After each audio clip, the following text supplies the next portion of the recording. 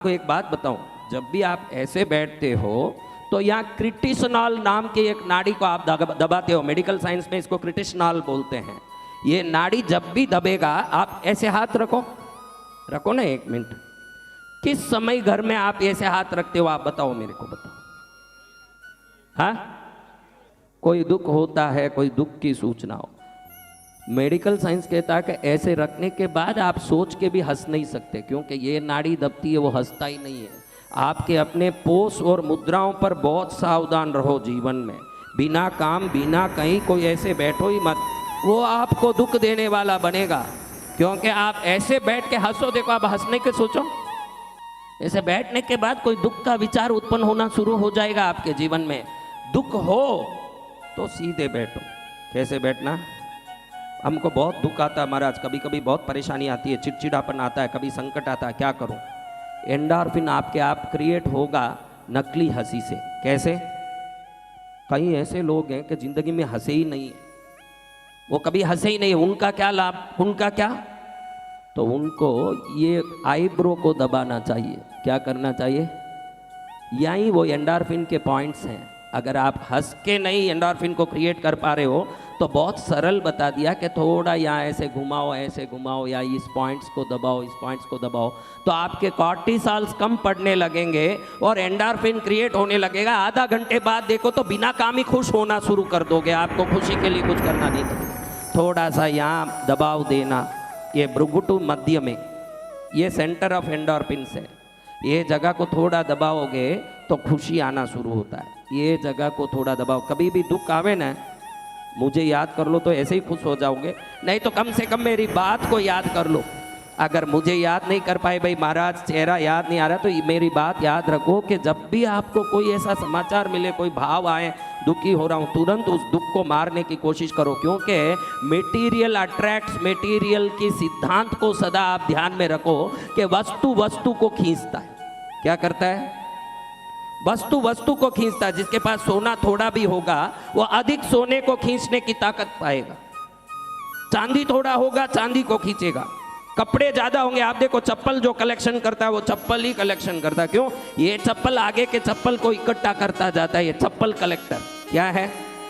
IAS collector नहीं, collection का बोल रहा हूँ। हाँ, चप्पल को कलेक्ट करता है। कोई कपड़े का कलेक्शन करता है। कोई लोग बोलते हैं कि हम एंटीक कलेक्शन करते हैं, वो कुछ नहीं करता है। एक चीज आई, वो चीज इसमें वो भाव डालती है कि और ला और ला और ला। तो आपके पास क्या चीज है? इसलिए घड़ी घड़ी महिलाओं को बोलता हूँ कि फूटे डब्बे, गंदे डब्बे रसोई में, कि ये डब्बा काम आएगा, कभी दिवाली में ज्यादा सामान आ जाए तो किस में रखेंगे। पति बोले कि ये कचरा सब क्या करना। नहीं नहीं, आपको कुछ पता नहीं है, मैं घर संभालती हूँ, मुझे सब पता है। आप कभी भी ये शब्द एक बार नहीं बोला हो जीवन में, वो कोई हो तो हाथ ऊंचाएं। मुझे पता है घर कैसा संभालना। आप शांत रहो। अरे उसको पता है घर कैसे संभालना, तभी तो कमा के लाता है, नहीं तो आप काहे क्या संभालोगे? घर संभालने का पैसा कौन ला रहा है? लेकिन ये बोले कि घर कैसे संभालना मुझे पता है। लेकिन आपको मैं बढ़िया से बोलता हूँ कि पुराने न्यूज़पेपर, पुराने डब्बे, पुराने कोई भी पीले पड़े हुए प्लास्टिक के बूस्ट के, हॉर्लिक्स के बोतल, ये कोई भी चीज़ मत रखिए। इसको रखने से ये और दरिद्रता को खींचेगा, और दरिद्रता को खींचेगा। आपके पास कम सामान हो तो चलेगा, लेकिन अच्छा सामान हो तो वो अधिक सामान को खींच के लाएगा, श्रेष्ठ सामान को खींच के लाएगा। ये मटेरियल अट्रैक्ट्स द मटेरियल सिद्धांत पर पूरी दुनिया चलती है। आपके पास क्या चीज है? अगर आपको 2 गलत दोस्त मिल गए, वो 10 गलत दोस्तों को इकट्ठे करके लाएंगे। आपको कोई 2 अच्छे दोस्त मिल गए तो 20 अच्छे दोस्तों का ग्रुप बन जाएगा। आप देखिए, ये कोई उन्होंने नहीं बुलाया, वो तरंग काम करता है। क्या काम करता है? तो सिलेक्शन पर पूरा ध्यान रखिए। थोड़ा हो तो भी चलेगा, बेस्ट सिलेक्शन होना चाहिए। वर्स्ट हमारे पास कोई चीज़ नहीं हो, बेस्ट से बेस्ट चीज़ हो। मैं कई बार इन लोगों को बोलता हूँ, चांदी का ब्रेसलेट ये सब मत पहनो। वो पूछते हैं किस लिए? मैं कई बार डांटता हूँ, देख कुछ नहीं पहरे, मैं एक सिंपल लॉजिक समझाता हूँ कि तू कुछ नहीं पहरेगा तो भी तेरा कोई वैल्यू नहीं लगा सकेगा। क्योंकि अरबोपति देखो तो खाली खद्दर का जिब्बा और कुर्ता पहन के घूमते हैं, उनके हाथ में पैर में कुछ नहीं, तो भी लोग बोलते हैं अंबानी आ गए, अदानी आ गए। आप अंबानी अदानी दोनों को देखो, गौतम अदानी और अंबानी, शरीर में एक अंगूठी नहीं है, कोई प्रकार की कोई चेन नहीं है, बिल्कुल शर्ट पैंट के सिवाय कुछ नहीं है। दुनिया उनको मानती है अंबानी है, अदानी है। या तो खूब पहने हुए को मानती है, एकदम भरपूर पहना है उसको भी मानती है। ये जो चांदी का पहनता है, इसको देखते ही दुनिया अपने आप अंदाज लगावे कि शायद सोना खरीदने का ताकत नहीं होगा बेचारे में, इसीलिए चांदी पहना होगा। तो तूने पहन के अपनी इज्जत बिगाड़ी है। इसलिए मैं बोलूं, या तो पहन मत, पहने तो इतना ऊंचा पैर के तू ऊंचा आदमी है मालूम पड़े, या तो ऊंचा बन के रहे, या कुछ भी नहीं हो तो भी दुनिया तुझे ऊंचा माने, ऐसा जीवन जी के दिखा। ये अध बीच में जा ही मत। हाँ, अध बीच में जाएगा तो अध बीचला आदमी रहेगा। समझ रहे हो ना? ये पूरा सिद्धांत मेटीरियल है। आप देखो, आप कोई भी एक डीवीडी या सीडी घर में लेके आओ, आप एक लेके आओ, आपको लिख के देता हूँ, एक साल में 50 सीडी आपके घर में आती है कि नहीं? देखो, उस सीडी या डीवीडी में कोई प्राण नहीं होता, लेकिन ये दुनिया प्राण से नहीं एनर्जी से चलती है। और एनर्जी क्वार्क जिसको कहते हैं वो पत्थर में भी है। साइंस ने प्रूव किया है कि इस दुनिया के हर चीज में एक ऊर्जा है, वो अपने आप आपके साथ जुड़ी हुई है। आप किस चीज से जुड़ते हो वो मिलता ही जाता है, मिलता ही जाता है। हर दम सोने के बारे में सोचो। किसके बारे में? सोने का नहीं। हाँ, हरदम महाराज बोल दिए शाम को कोई भी हवन में नहीं आए, गुरुदेव ने बोला सबको सोने के बारे में, हम सो रहे हैं सब। सोना क्या चीज? हाँ, लोभ नहीं दे रहा हूँ, लोभ नहीं दे रहा हूँ। If you think about gold you will attract gold, if you think about poverty you will attract poverty. आप मेरे पास कुछ नहीं है, ये सोचना ही काफी है, आपके पास कोई चीज नहीं आने की तैयारी शुरू हो जाएगी। आपको क्या चाहिए उसमें दिमाग लगाओ। आपके पास आज क्या है उसमें दिमाग ही मत लगाओ, क्या चाहिए उसमें दिमाग लगाओ। अगर क्या चाहिए उसमें दिमाग लगाओगे, चाहत पूरी होनी शुरू हो जाएगी आपके जीवन में, आप मस्त हो जाओ। समझ गया? अभी सुधर के घर से कभी कंप्लेंट ही नहीं आना लाइफ में। हाँ, कोई तेरी माँ का कंप्लेंट नहीं आना। तुम सबको देखो, मैंने बहुत सोच समझ के कथा बताई, क्योंकि नारद कथा बताता रहता तो भक्ति तो आ जाती, बुद्धि नहीं आती। कथाओं का सार है, हम में भक्ति और संस्कार भी आए और बुद्धि और विवेक भी आए। ये नहीं आए तो भक्ति करते रहे, बुद्धि नहीं है वो भी स्ट्रेस में जाएगा। ऐसे हमारे अंदर एंडोर्फिन्स आनी चाहिए। क्या आनी चाहिए? डिप्रेशन का, अभी कितने ही बच्चे यहाँ डिप्रेशन वाले लाके छोड़े थे, मैंने 1 महीने में सबको ठीक कर दिए। वो घर भी गए, सब घर चले गए, भागवत पूरा हुआ, सब घर गए। अब तुझे बताता हूँ कि हमारे शरीर में कॉर्टिसोल नेगेटिविटी क्रिएट करता है। क्या?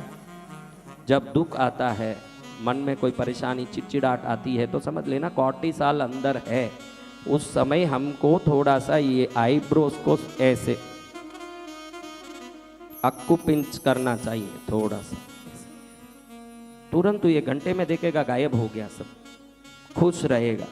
क्योंकि ये सब रसायन का काम है। खुशी दुख हम हमारा सोच लेते हैं, ये केमिकल रिएक्शन है, सीधी बात है। क्या है? हमारी हंसी खुशी भी केमिकल से निर्भर है। तो हमारा एक्सरसाइज, डेली रनिंग, वॉकिंग, ये सब पक्का होना चाहिए। इससे हमारा शरीर हरदम मजबूत होता है। कहते हैं कि भाई एक्सरसाइज, सीधा बैठना, रनिंग, जॉगिंग, ये बॉडी में एंडोर्फिन्स को अच्छे से क्रिएट करता है। अगर सिंपली क्रिएट करना है तो हम जैन साधु नहीं मानते, लेकिन मेडिकल साइंस कहता है घास पर चलो। किस पर? हम नहीं चलते, क्योंकि उससे हम उस जीव को दुख होता है ऐसे मानते हैं। लेकिन घास पर चलने से पैर के चक्रास में अगर घास का स्पर्श होता है तो इमीडिएटली एंडोर्फिन्स क्रिएट होते हैं। बूस्ट पीने से भी क्रिएट होते हैं। किसको? Boost, Bournvita, Horlicks, energy drink, that is energy drink पीने से तुरंत एंडोर्फिन क्रिएट होते हैं। सबसे सरल है, हंसी नहीं आवे तो भी होठ को थोड़ा सीधा करना। हंसी आवे नहीं आए उससे कोई लेना देना नहीं। जब भी आप देखेंगे होठ को आप थोड़ा सा चौड़ा करेंगे तो 2 मिनट में हंसने लगेंगे। आप ऐसे चौड़ा कर ही नहीं सकते, ऐसे करो अभी पड़े पड़े हंसी आने लगती है। बहुत सरल उपाय है एंडोर्फिन क्रिएट करने। रोज सुबह दोपहर शाम हंसना चाहिए। मैं कई लोगों को देखता हूँ कई वर्षों से, मुझे लगता है कि 25 वर्ष में वो कभी हंसे ही नहीं होंगे। हाँ, कभी हंसे ही नहीं है वो लोग। मैं मन में सोचता हूँ कि फिर भैंस और गाय में इनमें क्या फ़र्क है। हमारे पास एक ही अलग चीज़ है, वो है हंसी। बाकी सब पशु करते हैं। पशु बच्चे देते हैं, पशु डरते हैं, पशु गुस्सा करते हैं, पशु विभिन्न प्रकार के एक रिएक्शंस दिखाते हैं। लेकिन आप कुत्ते को आप सोने का रोटी डाल के भी बोलो कि हंस, तो कुत्ता हंस नहीं सकता। हम फोगट में हंस सकते हैं, और वो नहीं करें तो हम कुत्ते ही हैं, फिर तो किस काम के। हाँ, अगर हम हंस नहीं सके तो हम क्या हैं, मैं तो ये पूछता हूँ। हाँ, तो आप यहाँ रह के हंसने का ट्रेनिंग लेके जाओ। अगर घर में आपका ऐसे लगे कि भाई यहाँ से ट्रेनिंग लेके जाओ, थोड़े हंसते रहो, और हंसना भी नहीं आए तो होठ को चौड़ा कर लो। बहुत सारा एंडोर्फिन क्रिएट होता है। और मैं आपको घड़ी घड़ी बता दूं कि एंडोर्फिन वाली बॉडी का फ्रीक्वेंसी रेशियो अलग हो जाता है। वो धन को खींचता है, वो अच्छे रिलेशनशिप को खींचता है। वैसे भी दुनिया बोलता है कि ये हंसमुखी है, इसलिए इसको दोस्त बना लूं। बोले कि नहीं? किसी का दोस्त कौन बनाएगा? नहीं, एक चिड़चिड़ा आदमी है, गुस्सा करता है, उसको कौन दोस्त बनाएगा? एक सदा उदास रहता है, नज़दीक जाओ तो ही अपनी कहानी शुरू कर देता है। अरे मेरा थोड़ा सुनो तो सही, आज मेरे साथ ये हो गया, कल मेरे साथ वो हुआ, परसों मेरे साथ ये हुआ, पिछले साल ये हुआ, उसके पिछले साल ये हुआ। कोई ऐसे शुरू करे, उसके पास जाओगे तो फिर आपके पास कौन आएगा? अगर यही चीज़ आपके पास है तो आपके पास कौन आएगा? आपके पास कोई सुन सके ऐसी बात चाहिए, और वो सुन सके जैसी बात चाहिए तो चेहरे में हंसी भी चाहिए। ये ध्यान रख लो, चेहरे में बहुत बढ़िया हंसी होनी चाहिए। हंसते हंसते हम संत तो कैसे भी रहें तो एंडोर्फिन क्रिएट होता है, क्योंकि हमारी साधना का बल है। तो हम कैसे भी रहें चले। आपके पास साधना है तो आपके पास बड़ी साधना भगवान ने दी, हंस के दिखाओ, यही साधना है। क्या करना है?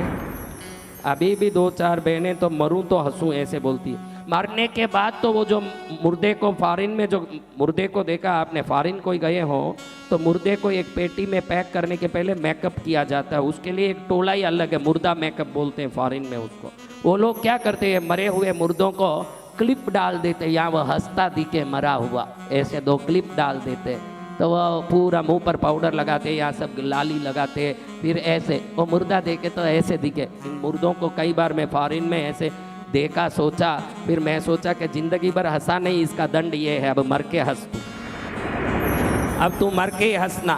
आपको मर के हंसना है कि जिंदे हंसना है? हाँ, तो आप हंसने के लिए कोई कारण मत ढूंढिए। हंसने के लिए किसी कारण की जरूरत नहीं। ईश्वर ने मुंह में हंसी दी है तो वो फोगट में आती है, उसके लिए किसी कारण की जरूरत नहीं। आप बोलो कि कार आवे तो हंसूं, बंगला आवे तो हंसूं, गहना आवे तो हंसूं, बच्चा हो जाए तो हंसूं, कोई जरूरत नहीं। हंसने के लिए कोई कारण जरूरत नहीं। हंसना एक ही अपने आप में एक कारण है, उसको पकड़ के चलो। हंसना अपने आप में कारण है, और हंसोगे तो सब मिलेगा जीवन में। हंसते ही तरंग बदलेंगे। हंसने वालों के तरंग बदलते, वो दिखते नहीं है इसलिए परेशानी। वो इनविजिबल क्या है?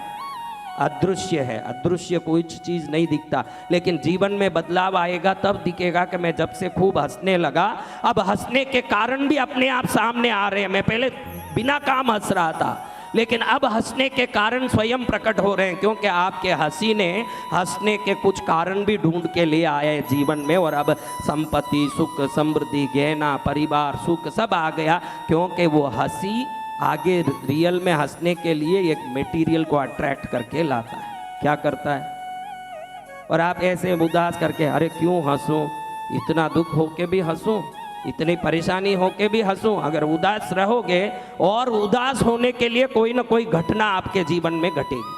क्या होगा? तो आपको उदास होने के घटना उत्पन्न करना है कि खुश होने के घटना उत्पन्न करना है? तो फिर क्या करना है? हाँ, ये सदा ध्यान में रखना, ये सदा ध्यान में रखना कि सुबह दोपहर शाम थोड़े से हंस लो बैठ के, एकांत में भी। कोई कुछ भी बोले, अपनी हंसी का कीमत 1000 करोड़ है। अगर आपके लिए कोई मर्सिडीज कार देने आए फोगट में, तो भी उससे ज़्यादा खुशी तो जिस दिन आप खुद हंसे उस दिन का मनाओ, तब आप कल्याणकारी हो। क्योंकि हमारी खुशी से बढ़ के क्या चीज़ है, आप बताइए? हाँ, आप हर चीज खुशी के लिए तो इकट्ठा करते हो, ये आज तो खुश हो जाऊं, ये आए तो खुश हो जाऊं, वो हो तो खुश हो जाऊं, यूं होए तो खुश हो जाऊं। और खुशी कहती है कि मैं तेरे अंदर फोगट में ही बैठा हूं, तू तो यूं भी खुश हो सकता है। हम चीज़ों के साथ खुश होने की बुद्धि लगा के बैठे हैं और खुशी कहती है कि उसके लिए किसी चीज़ की ज़रूरत नहीं। अभी आप लोग हंसे, मैं क्या आपको सोने का चैन पहराया? फिर काहे लिए हंसे? हंसी कोई सोने की चैन नहीं मांगती, थोड़ी सी मेहनत मांगती है। वो भी मेहनत क्या? होठ चौड़ा करना। कितना? हाँ, होठ चौड़ा करोगे तो क्या होगा? जीवन में समृद्धि चौड़ी हो जाएगी। बहुत सरल बात। चलो अब आज तो हंसी पर ही पूरा विवेचन हो गया। कहाँ से आया भाई? बेंगलुरु से। हाँ, अब आज से थोड़ा चेहरा चौड़ा रखना, बस मेरा ये निवेदन है कि चेहरा चौड़ा रखो। अच्छा खुश रहोगे, फिर देखोगे कि भाई कुछ किए बगैर भी काम सफल हो रहे हैं। ये एक वाइब्रेशन काम करता है। क्या काम करता है?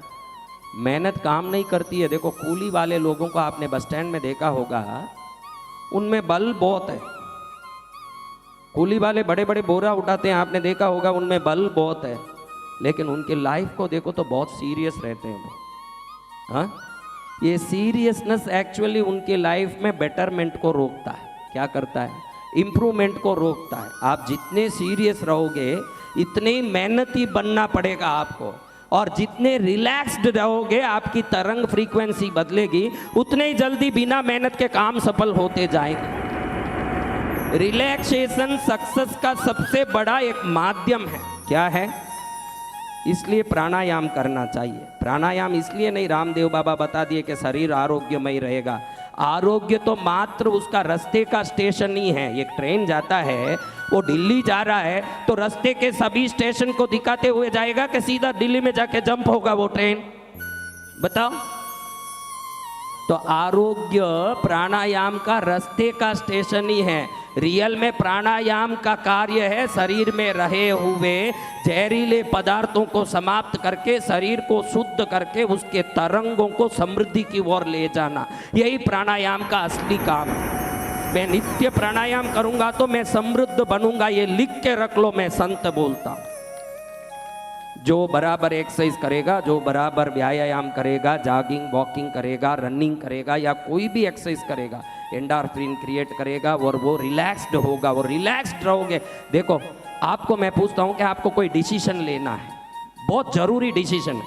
अब आप बताओ कि आप बहुत उस समय हड़बड़ में हो, टेंशन में हो, तब आपका डिसीजन सही होगा, या आप बहुत रिलैक्स्ड हो ना आनंद में हो, अब आपका डिसीजन सही होगा? आप बताओ, बोलो। अरे महाराज, इतनी बड़ी ज्ञान आप में है, फिर टेंशन में क्यों रहते हो? सवाल तो मेरा यही है। जब आप कहते हो कि रिलैक्स्ड रहने के बाद ही हमारे डिसीजंस पक्के होते हैं, और आप सदा टेंशन में रहते हो, इसीलिए आज तक आपका कोई निर्णय सफल नहीं हो रहा है। आज से निर्णय करना बाद में करो, रिलैक्स होना पहले शुरू करो।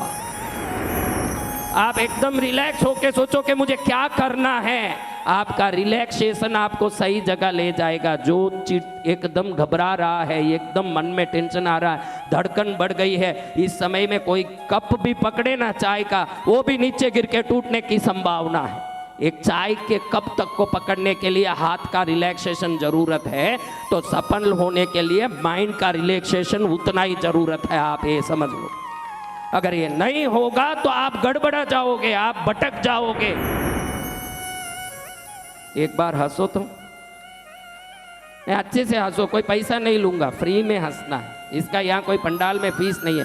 और अच्छे हंसो, और अच्छे हंसो, जितना हंस सकते हो मन से हंसो। और मैंने बोला ना कि आपसे ये काम करवाने वाला हूँ, आप अपना दुश्मन को सोच लिए। मैं बोलूँ उसको मन से करना हो तो हाथ जोड़ो, नहीं तो नहीं करना। मैं संबंधित व्यक्ति से उसको मन में ध्याओ, उसको मन में ध्या के बोलो कि संबंधित व्यक्ति से मेरे पूरे मन मुटाव को समाप्त करता हूं,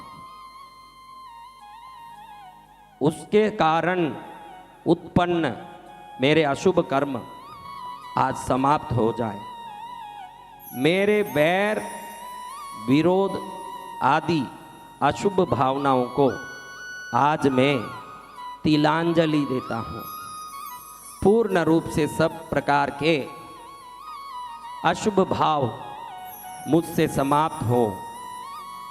जिन जिन से मेरा मनमुटाव था उस व्यक्ति से प्रेम भाव चाहता हूँ। मन में बोलो कि वो मेरा प्रेमी बने, मन में सोचो, वो जरूर देखो आप जाओगे तो प्रेमी बन के आएगा। वो मेरा प्रेमी बने, मेरा अपना बने, मेरा खुद का बने, और उससे मेरा सब दुष्संबंध खत्म हो। हाँ, और इस मेरी गलतियों के लिए मैं पश्चाताप करता हूँ। दिल से बोलना, पश्चाताप करना, खाली होठ से नहीं बोलना। मैं क्षमा मांगता हूँ। आज तक इस जीवन में जितना प्राण वायु मुझे मिला, पृथ्वी पर रहने का मौका मिला, कपड़ा, भोजन, मकान, वाहन, रिश्ते, वस्तु, व्यवस्था जो भी मिली, उसके लिए आज पूर्ण रूप से, तहे दिल से, अंतरात्मा से धन्यवाद करता हूँ। ये प्रकृति मेरे धन्यवाद को स्वीकार करो। आपका प्रेम, स्नेह, आशीर्वाद माँ के रूप में मुझ पर बरसे। आप माँ बन के मेरा हाथ थामना, मेरे हर काम में आप साथ रहना। ये प्राकृतिक शक्ति, आप तूफान खड़ा कर देती हो, आप सुनामी खड़ा कर देती हो, आप लावा उगल देती हो। इस छोटे बच्चे के काम को पूरा करना आपके लिए कोई बड़ी बात नहीं है। मेरी गलतियों को क्षमा करो।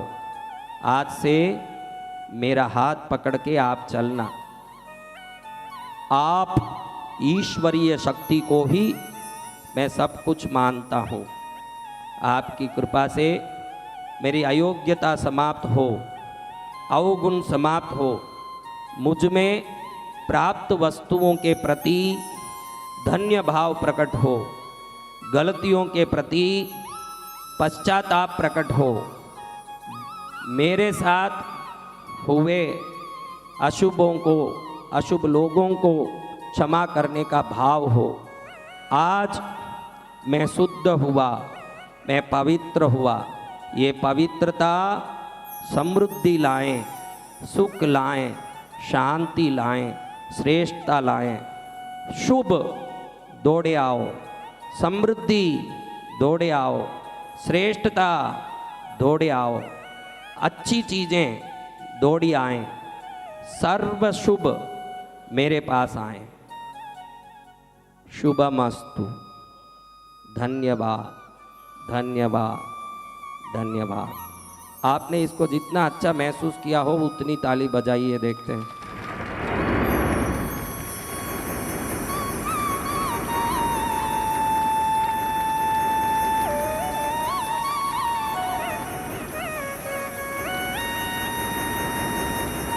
बोलिए सदगुरु भगवान की, बोलिए दयालु गुरुदेव राष्ट्रीय देवरिया डॉक्टर बसंत विजय जी महाराजा की जय।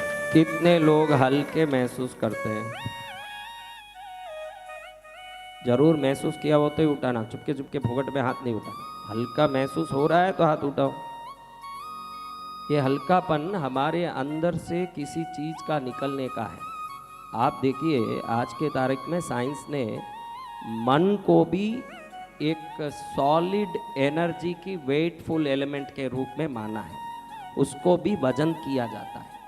मन के अंदर निकलने वाले तरंगों का भी आजकल वजन होता है, वो मिलीग्राम में होता है। कैसे? तो मन इनविजिबल नहीं है, वो एक ऐसी सॉलिड एलिमेंट है जिसका वजन होता है। लेकिन उसका वजन आपके अंदर स्ट्रेस और डिप्रेशन जितना ज़्यादा होता है उतना बढ़ता है। और आप जितने खुश होते हो, आप खुद बोलते हो आज मैं हल्का महसूस कर रहा हूँ, मैं बहुत खुश हूँ। आपकी खुशी आपको हल्का करेगी और आपका दुख आपको भारी करेगी। आप मुंह से ही बोलते हो आज बहुत भार है मन में। आप क्या बोलते हो? आज मन में बहुत भार है। क्या हुआ भाई? मेरे साथ ऐसे हो गया।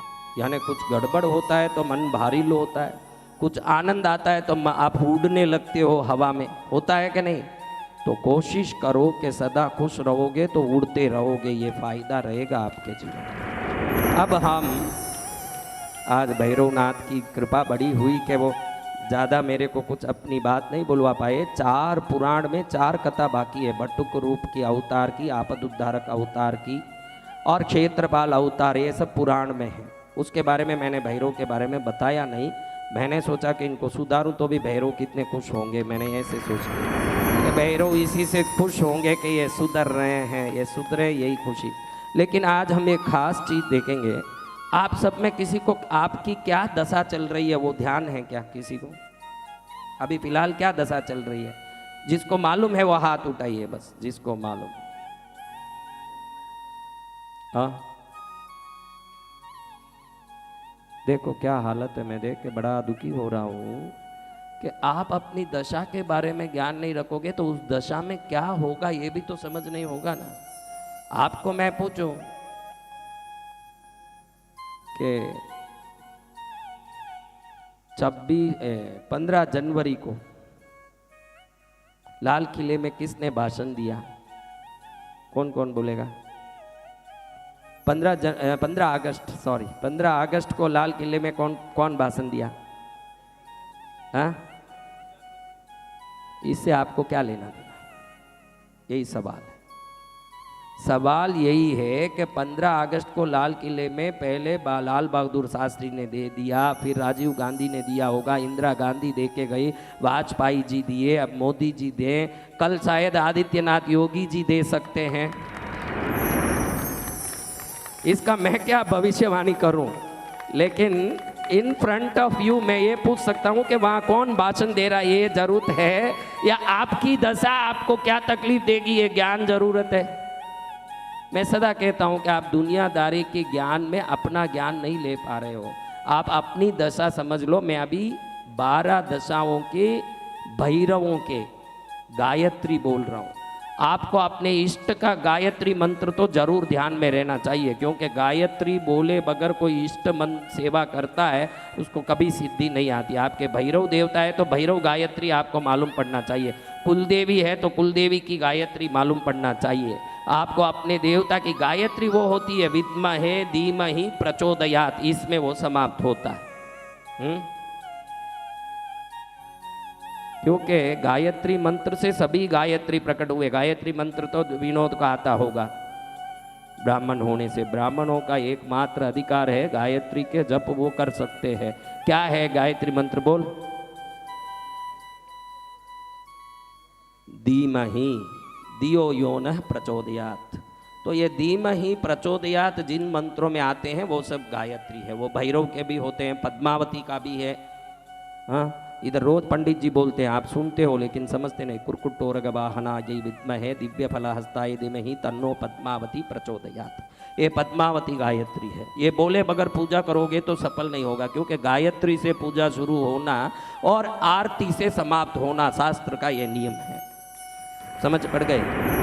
तो आपको कुछ पता नहीं, कुछ भी करने जाओ सफल नहीं होगे। तो मैं आपकी दशाओं की 12 गायत्री सिखा रहा हूं। क्या 12 राशि है या 9 ग्रह है?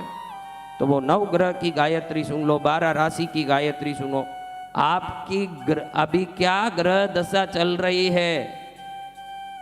हाँ, जरूर इसको घर जाते ही पहले जान लो, फिर उसकी गायत्री का आप पाठ करो। किसकी? जो दशा आपकी चल रही है। फिर आप देखोगे कि वो दशा का ग्रह आपके लिए बहुत बड़ा कृपादायक बन के हर काम सफल करता है। आज ये बहुत जरूरी है करना, क्योंकि आपके हर दशा सफल हो जाए और आप सफल हो जाएं तो आपका कृष्णगिरी आना भी सफल हो जाए। तीनों बात साथ में हो गई। तो सबसे पहले मैं आपको भैरव गायत्री कॉमन, जो भैरव की गायत्री कोई भी कभी भी बोल सकते हैं, वो बोल रहा हूँ। अभी क्या बोल रहा हूँ? हाँ, ओम स्वानध्वजाय विद्महे, बोलो, शूलहस्ताय धीमहि तन्नो भैरव प्रचोदयात्। ये भैरव गायत्री। ओम स्वानध्वजाय विद्महे शूलहस्ताय धीमहि। यानी स्वानध्वज जिनका जो वाहन होता है, भगवान विष्णु को गरुड़ ध्वज बोलते हैं ना, गरुड़ उनका वाहन है तो उनका ध्वज बनता है। समझ गए? उनका वाहन उनका ध्वजा बनता है। शनि देव का काक ध्वज है, कौवा ध्वज बन के बैठा है। और ध्वज की विशेषता है कि वो जीवित, वो प्राणी उस ध्वजा में बैठ करके हिलता रहता है। क्या होता है? आपके ध्वजा में फोटो लगी रहती है ना, देवों के ध्वजा में फोटो नहीं लगी रहती। वो असली प्राणी उस ध्वजा में बैठ के पूर्ण रूप से चैतन्यवान बन के ध्वज फरका के रक्षा करती रहती है क्षेत्र की। तो भैरव के ध्वजा में स्वान होता है, क्योंकि वो उनका वाहन है। इसलिए हमने बोला स्वान ध्वजाय विद्महे शूलहस्ताय धीमहि तन्नो भैरव प्रचोदयात्। प्रचोदयात् यानी आप प्रसन्न हो जाएं। प्रचोदयात् का अर्थ क्या है?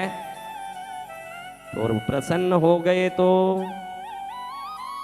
ऐसे सोच के भी देखो, ये बोल के प्रचोदयात् भैरव प्रसन्न हो गए, सोचने से ही आनंद दे, ये गायत्री मंत्र है। क्या है? हाँ, प्रचोदयात् प्रसन्न हो गए प्रभु, बड़ा आनंद आ गया, मेरा कल्याण हो गया महाराज। उससे ज्यादा क्या चाहिए? तो ये हमने बोला, क्या बोला? स्वानत बजाए विद्महे शूलहस्ताय धीमहि तन्नो भैरव प्रचोदयात्। दूसरा भी है भैरव का गायत्री, ओम तीक्ष्ण दंष्ट्राय। तीक्ष्ण दंश दांत जिनके बड़े नुकीले निकले हों बार तलवार की तरह, क्षेत्रपालाय धीमहि तन्नो भैरव प्रचोदयात्। दो गायत्री हैं भैरव के। आप YouTube लाइव में बाद में सेलेक्ट करके निकाल सकते हैं, अर्जेंट कुछ नहीं है। YouTube में लाइव ही हो रहा है, उसमें सेव रहेगा। आप दशा जाके पहले ज्योतिष को पूछ लेना कि क्या चल रहा है। उस दशा की गायत्री को रोज आप 12 बार, 9 बार, 3 बार, 27 बार, आपकी जितनी समय और शक्ति है उतनी बार बोलो। भोजन तो जितना कौवा खाओगे उतना तो पेट भरेगा ना। कोई जरूरी है कि 108 कौवा खाओ तो ही खाना, कोई कंडीशन है? तो मंत्र भी ऐसा ही है। मंत्र को आप डर के मारे छोड़ो मत कि इतना जाप मेरे से नहीं होगा। घर से निकलो तो कोई भी मंत्र 3 बार तो भी बोल के निकलो। 3 गोली खा के भी बीमारी मिटे हुए लोग बहुत बैठे हैं। तो बोलते रहो मंत्रों को। अब मैं सबसे पहले सूर्य देव की प्राण देवता स्वर्णाकर्षण भैरव है। सूर्य देवता, सूर्य दशा हो तो ये गायत्री बोलना है। अगर आपका सूर्य दशा चल रहा है फिलहाल तो ये गायत्री बोलना। क्या? ओम भैरवाय विद्महे आकर्षणाय धीमहि तन्नो स्वर्ण भैरव प्रचोदयात्। रविवार को शुरू करना है, जिसके सूर्य दशा हो। आज क्या बार है? तो उसी से शुरू हुआ। देखो कितना बढ़िया आपका भाग्य है कि रविवार को ही शुरू हो रहा है। वो ग्रहों के नायक कौन हैं? अंदाज में बोल दिए हैं ऐसा। तो इनके साथ इनकी भैरवी की भी गायत्री बोलनी चाहिए साथ में। सूर्य दशा जिनका चले उनको ये बोलना है। ओम त्रिपुरायै च विद्महे भैरव्यै च धीमहि तन्नो भैरवी प्रचोदयात्। ये मंत्र सूर्य दशा वालों के लिए है। किन के लिए? मुझे दशा मालूम नहीं तो क्या करूं महाराज? रविवार के दिन आप बोल सकते हैं, किसी भी दशा वाले। किस दिन बोलना? रविवार के दिन 12 बार ये बोल दो। वो रविवार आपके लिए सोना सोना बन के खिलेगा। अब चंद्र दशा वाले कौन? या सोमवार को बोलना हो तो ये गायत्री बोल सकते हैं। ये गायत्री है कपाल भैरव गायत्री। क्या गायत्री? और इनकी भैरवी है इंद्राणी। कौन है? इंद्राणी शक्ति। उस शक्ति का गायत्री। ओम काल दंडाय विद्महे, बोलो बोलो, वज्रवीराय धीमहि तन्नो कपाल भैरव प्रचोदयात्। ओम गजध्वजायै विद्महे वज्रहस्तायै धीमहि तन्नो इंद्राणी प्रचोदयात्। इस जगह में भगवान कपाल भैरव इंद्र रूप में हैं, वरना इंद्राणी कैसे इनकी शक्ति बन सकती है ये समझ लेना, नहीं तो कंफ्यूज हो जाओगे। इंद्र रूप में कपाल भैरव होने से इंद्राणी इनकी शक्ति बनी हुई है। ये चंद्र दशा वालों के लिए या सोमवार के दिन कोई अशुभ घटना घटती हो। आप 7 दिन में कोई अशुभ घटना घटे समझना वो दिन आपके लिए खराब है। उस दिन ये गायत्री बोलोगे, अगले हफ्ते देखोगे तो उस दिन अशुभ घटना घटना बंद हो गया। एक ही हफ्ते में काम ठीक हो जाता है। बड़ी शक्ति है। क्या है? अभी मंगल दशा, शत्रु हो जाते हैं, रोग हो जाता है, उदारी हो जाती है। मंगल दशा वाले सावधान, उनके लिए ये गायत्री है चंड भैरव गायत्री। क्या गायत्री? ये मंगलवार को बोल सकते हैं जिसको रोग हो, जिसको उदारी हो, जिसको परेशानी हो, शत्रुओं का भय हो, कोर्ट केस का प्रॉब्लम हो, 9 मंगलवार बोलेंगे। मैं आशीर्वाद दे रहा हूं कि 10वें मंगलवार तो हा हा हा हा हंसने लगेंगे। क्या करेंगे? वो जो सुन रहे हैं आप तो अभी हंसो, आपको काहे लिए 9 मंगलवार, आप तो आज ही हंसना है। 9 मंगलवार बाद हंसोगे? कब हंसना है? हंसो। ओम सर्वशत्रुनाशाय विद्महे महावीराय धीमहि तन्नो चंड भैरव प्रचोदयात्। भगवान कार्तिकेय के रूप में ये चंड भैरव हैं। किन के रूप में? कार्तिकेय को कुमार बोलते हैं। क्या बोलते हैं? तो उनकी शक्ति कौमारी चंड भैरव की शक्ति है। कौन? कुमार की पत्नी कौमारी है, कुमार रूप में है चंड भैरव, इसलिए कौमारी इनकी शक्ति है। उनकी गायत्री है बोम सिकिध्वजायै विद्महे वज्रहस्तायै धीमहि तन्नो कौमारी प्रचोदयात्। किसी को धन नहीं आता हो, बुद्धि कमजोर पड़ती हो, कोई काम करे तो उल्टा पड़ता हो, तो बुधवार के दिन उन्मत्त भैरव की गायत्री बोलना, या बुध दशा चले तो, या तो आपकी बुध दशा चले तो रोज बोलना, या बुधवार के दिन ये बोलना ताकि बुद्धि आए, धन आए, सुख आए। उन्मत्त भैरव यानी एकदम यूं उन्मत्त रहे। उन्मत्त यानी एक नशे में रहे। उन्मत्त यानी क्या? वो मैं बोल नहीं सकता हूँ साधु होने से, बाकी वो एक अवस्था है, ऐसे मजे में रहने का अवस्था। वो थोड़े जो लोग हैं उन्मत्त होते हैं उनको मालूम होता होगा वो अवस्था में, मैं नहीं बोल सकता हूँ। तो बुधवार के दिन ये अवस्था आएगी। किस दिन? बुध दशा है क्या?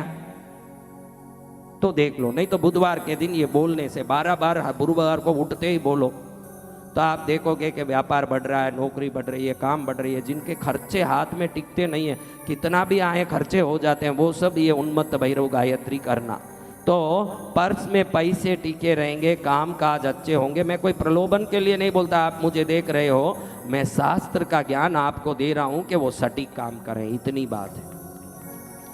ओम महामंत्राय विद्महे वराही मनोगराय धीमहि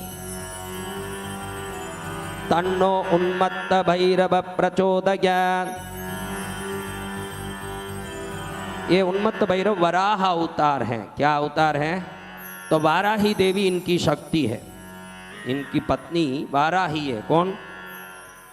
उनका गायत्री बोलना साथ में जरूरी है। आप जिन भैरव का भी गायत्री बोल रहे हो, उनकी भैरवी की गायत्री 12 बार साथ में बोलना। एक भैरव गायत्री और एक भैरवी गायत्री, वापस एक भैरव गायत्री, एक भैरवी, दोनों का जोड़े से बोलना हर बार। पति का पत्नी का, पति का पत्नी का, 12 बार। 3 मिनट लगेगा ज़्यादा से ज़्यादा। कितना? अगर 3 मिनट में जिंदगी बदल जाए तो इससे सरल दुनिया में कोई काम ही नहीं हो सकता। ओम महिषध्वजायै विद्महे दंडहस्तायै धीमहि तन्नो वाराही प्रचोदयात्। ये बुध दशा के लिए, या बुध, इनमें कोई भी दशा नीच का हो आपका, समझो दशा सूर्य का चल रहा है, लेकिन ज्योतिष ने बोला कि बुध दशा नीच का आपका, तो वो नीच दशा को उच्च में करने के लिए भी ये पाठ आप कर सकते हो। जरूरी नहीं कि ध्वजा दशा चलना, समझो कि चंद्र नीच का है, दशा मंगल का चल रहा है, तो चंद्र गायत्री आप बोल सकते हो। इससे वो नीच दशा उच्च होकर के लाभ देना शुरू करेगी, ये भी आप ध्यान रख सकते हो। नीच दशाओं को श्रेष्ठ करने उन दशा की गायत्री का पाठ 12 बार करो। उन दिनों में करना, दूसरे दिन में नहीं। उन दिन में सिर्फ हफ्ते में 1 बार करना। आपकी दशा का गायत्री हर दिन 12 बार करना। आप घर जाते ही आपकी दशा क्या, पहले ये जान लो। 15 अगस्त में किसने भाषण दिया उससे कोई लेना देना नहीं है, आप ये समझ लो। वो तो जरूरी है कि राष्ट्र हित में वो जो बोलते हैं सुनना चाहिए, हमको समझना चाहिए, ये सब मैं मानता हूँ, लेकिन प्रधानता हमको हमारे प्रति ज्ञान की होनी चाहिए। कहने का मतलब ये। अब दूसरा गुरुदेव। कौन? बुध के बाद कौन है? हाँ, तो गुरुदेव की गायत्री है असितांग भैरव गायत्री। क्या गायत्री? और ब्रह्मा रूप में हैं ये। किस रूप में? तो इनकी शक्ति कौन होगी?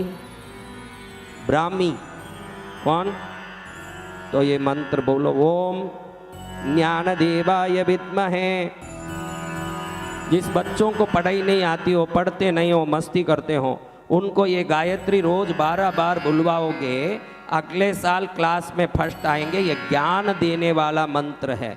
क्या मंत्र है? ओम ज्ञान देवाय विद्महे विद्याराजाय धीमहि तन्नो असितांग भैरव प्रचोदयात्। ओम हंसध्वजायै विद्महे ओम कूर्चहस्तायै धीमहि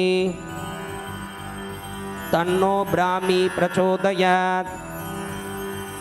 आपकी गुरु दशा चलती हो तो, गुरु दशा नीच में हो, गुरु नीच का हो, अगर किसी भी दशा चले लेकिन गुरु नीच का हो तो, या बच्चे पढ़ाई नहीं कर रहे हो तो, या आपको गिराक के साथ बात करने का तरीका नहीं आ रहा, आपको कुछ सही ढंग से किसी से बोलने नहीं आ रहा, या आपको भी कुछ उच्च पढ़ाई करनी हो, तो हर जगह में ये गायत्री, भाई मेरे को IAS करना, IPS करना, मेरे को फलाना पढ़ाई करना, पढ़ने वालों के लिए ये मंत्र है। किसके लिए?